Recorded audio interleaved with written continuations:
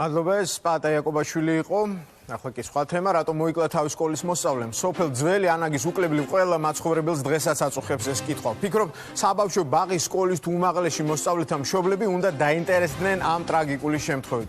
გვაქვს თუ არა საქმე ჯგუფური დამცირებისა და დევნის ფაქტთან.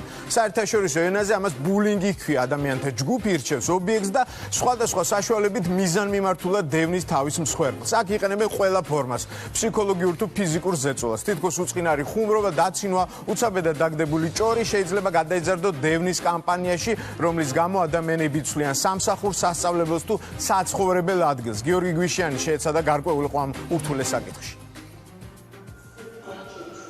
უკვე ერთი კვირაა ამ კლასში მოსწავლეები აღარ შესულან.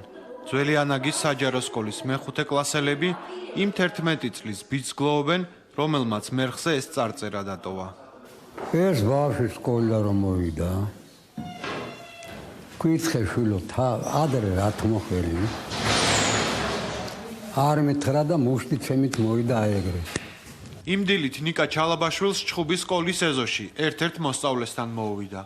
მოჩხუბრები თანატოლებმა გააშველეს და პედაგოგებსაც დაუძახეს. რა იყო რა მოხდა ბავშვო, რა მოხდა მეთქი? ნიკა ჩალაბაშვილმა თქვა, რომ მას შეურაცხყოფა მიაყენეს, სიტყვერი შეურაცხყოფა. შენახარ აყვანილიო. ამას კიდე ახლა უყურე რა უქნა, აბა თუ ეგეთი ვარო და დაუდია ცხვირში გაიგეს სიცხლე დაედენა ყვაერთ გაუხეთქნია ამ ჩვენს აი. იმ ბავშვმა, რომელთანაც 11 წლის ბიჭს კონფლიქტი ჰქონდა, დილით მომხდარი ჩხუბის მიზეზი სკოლის დირექტორთან ასე ახსნა. მასწავლებელო, იცით, გუშინ ნიკას დედამ დედაჩემს დაურეკა და ისეთი შეურაცხყოფა მიაყენა ტელეფონზე, რომ დედა ძალიან განერვიულდა. ამ სატელეფონო საუბრის შინაარსი მეხუთე კლასის დამრიგებელმა მისივე მოსწავლის მშობლისგან ტრაგედიამდე ერთი დღით ადრე იცოდა. ეკამ დამირეკაო და მითხრაო, რომ რატომ გითქვია, ჩემი შვილი ნაშვილებიაო. მე შენ დაგიმტკიცებო, შენ ბევრი ფულები გააქვსო, ანალიზები ავიღეთო და მე გაიგებო, ჩემი შვილი აყვანილია თუ არაო. მიუხედავად იმისა, რომ სკოლის დირექტორმა და კლასის დამრიგებელმა დაინახეს ბავშვების მხრიდან რა საგანგაშო რეაქცია მოჰყვა მშობლების სატელეფონო საუბარსა და დაპირისპირებას, კონფლიქტის ძირეულად მოგვარება სამომავლოდ გადადეს. მე ეს კონფლიქტი დიდ კონფლიქტად ვერ შევაფასე, რომ შევხედე. გავბრაზდი მშობლებს, ამასაც გეტყვით. უნდა დედისთვის მეთქვა, რომ კარგი რა, შეხო უფროსი ხარ და შენზე კარგად ვინიც ის, რომ ეს შენი ალალი შვილია. არატო ნერვიულობ მაგ თემაზე, რა თქინდოდა რომ დაურეკე იმას და ედავები და ეჭხუბები, რომ ჩემი შვილია. ეს ხო ყველა მიცის უნდა მეთქვა, იცით და მე ალბათ ბავშვს დაველაპარაკებოდი და ყველასაც. ორივე მშობელთან უნდა მივსულიყავ, მაგრამ ზედიზედ გაკვეთილები მქონდა და მე გაკვეთილს ვერ გავაცდენდი. არ დამცალდა, ეს მოხდა ერნისებურად. იმის ნაცვლად, რომ ორივე მშობელი დაუყოვნებლივ სკოლაში გამოეძახებინათ და ვითარება ერთხელ და სამუდამოდ განემუხტათ, პედაგოგებმა მიიღეს გადაწყვეტილება ნიკა ჩალაბაშვილი პირველი გაკვეთილის შემდეგ სახლში გაეშვათ. მე ვიფიქრე, რომ ბავშვი სახლში წავა, დაისვენებს. ჩვენ ბავშვი კონფლიქტს ავარიდეთ. თვითონ თქვა ეს ბავშვმა, ეს ბავშვის სურვილი იყო. ჩემი 10 წლის შვილი მასწავლებელმა მოკლეს. მე ამაში ვერავინ ვერ გადამარწმუნებს. იმიტომ ვერ გადამარწმუნებ, რომ ჩემი შვილი უნდა ყოფილიყო იმ დროს სკოლაში. რატო გამოუშვე, რატომ მშობლებს არ დაურეკე? თავი იმისასაც და ჩვენსაც, რომ ჩვენი ბავშვები აიმასთან ჩადიან და მოდით ერთი გავარკვევთ რა შესაქმე და გავაფრთხილოთ, ან ვასწავლოთ, ან შევარიგოთ, ან რაღაცა და გრძნობა ჩაუდათ იგეთი, რომ ამათ ჩხუბი აღარ მოუვიდეთ. როგორ უნდა მოქცეულიყვნენ პედაგოგები ტრაგედია თავიდან რომ აეცილებინათ. ეს იმ კანონში წერია, რომლის დაცვაც ნებისმიერი მასწავლებლის პირდაპირი მოვალეობაა. მოსწავლის სკოლიდან დროებით დათხოვნის შემთხვევაში დაუყოვნებლივ უნდა ეცნობს მოსწავლის მშობელს. სკოლა ვალდებულია მოსწავლის გაკვეთილიდან გაძევების, ან სკოლიდან დროებით დათხოვნის შემთხვევაში მოსწავლე თავისი მზრუნველობის ქვეშ ყავდეს. ახლა აი ამ გადასახედიდან ნამდვილად ჩემთვის დამნაშავედ ვთვლი. და შეიძლება მე ამას ვამბობ ხმამაღლა. სავალალო მდგომარეობაც მოყვეს ამას იცოდეთ, იმიტომ რომ მე არ ვირიდებ. მე მორალურ პასუხისმგებლობას ვგრძნობ ნამდვილად.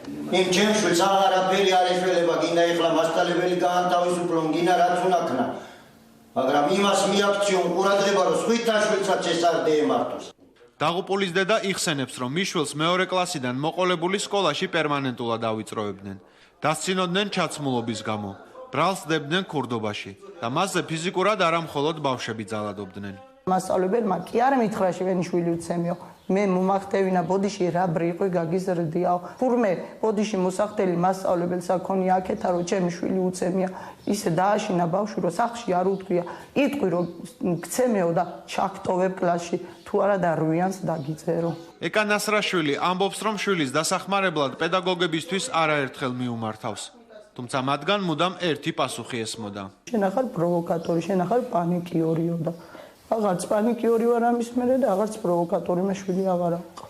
ფსიქოლოგებიც თანხმდებიან და სხვადასხვა სახის კვლევებიც ადასტურებს, რომ მოზარდებს შორის სუიციდის შემთხვევები სწორედ მათ პერმანენტულ და მიზანმიმართულ ჩაგვრასთან, ანუ ეგრეთ წოდებულ ბულინგთან ჭიდროდ არის დაკავშირებული. სასოწარკვეთილების ინდექსია ძალიან მაღალი, როცა ბავშვი არის ბულინგის მსხვერპლი.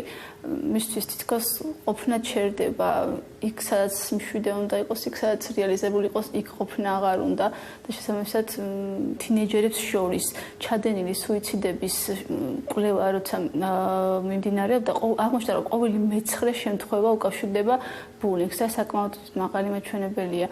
კიდევ უფრო საგანგაშო აღმოჩნდა იმ ორი კვლევის შედეგი, რომელიც გაეროს ბავშვთა ფონდმა საქართველოში 2008 და 2013 წლებში ჩაატარა. პირველის თანახმად სკოლის მოსწავლეების 80% თავს ძალადობის ამა თუ იმ ფორმის მსხვერპლად აღიქვამდა. მეორე კვლევამ კი ცხადყო, რომ მოსახლეობის 60% მიიჩნევდა აღზრდის მკაცრი მეთოდების გამოყენება უფრო შედეგიანია, ვიდრე არაძალადობრივი მიდგომა. თუ ბავშვის აღზრდა ძალადობრივი მეთოდით ხორციელდება, მოზარდი ამას ნორმად აღიქვამს და ცდილობს იგივე მიდგომა მასზე სუსტი თანატოლის მიმართ გამოიყენოს. ეს რომ ასე არ მოხდეს, აუცილებელია საზოგადოების განათლება. შობლის, მათი შვილებისა და ყველა იმ ადამიანის, ვისაც ბავშვის აღზრდასთან შეხება აქვს. ცნობიერების ამაღლება, რომ არაძალადობრივ მეთოდს ბავშვთა აღზრდის საკითხში ალტერნატივა არ გააჩნია. ბავშვთა უფლებების თემატიკაზე მომუშავე სპეციალისტები აღიარებენ, რომ ჩაგვრა არა მხოლოდ ქართული სკოლების თავსატეხია. თუმცა მათი თქმით, ჩვენთან ამ პრობლემას ის გარემოებაც ამძაფრებს, რომ სახელმწიფო მის მოგვარებაზე ან ვერ ზრუნავს. თუ სახელმწიფომ არ აღიარა პრიორიტეტად ბავშვთა დაცვა, ძალადობისგან და აბსოლუტურად ყველა დამაზიანებელი ქცევისგან და არ ჩაუშვა კონკრეტული პროგრამები, რომელიც ძალიან კარგად არის გამოცდილი სხვა ქვეყნებში და კონკრეტული შედეგებიც აქვს. უბრალოდ ოპტიმიზმი იქნება უსაფუძვლო აბსოლუტურად. ჩინოვნიკების გარკვეული ინერტულობა უკანასკნელმა ტრაგიკულმა შემთხვევამაც ცხადყო.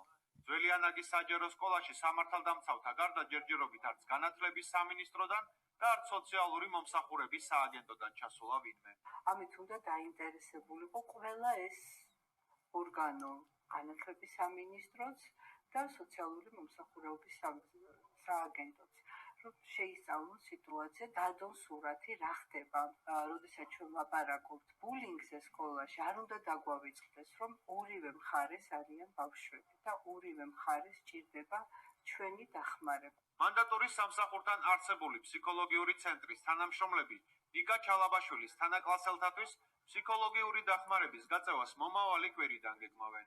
ერთადერთი რამაც შეიძლება რომ ნელ-ნელა ეს პრობლემა გადაჭრას, ეს გახლავთ განათლება.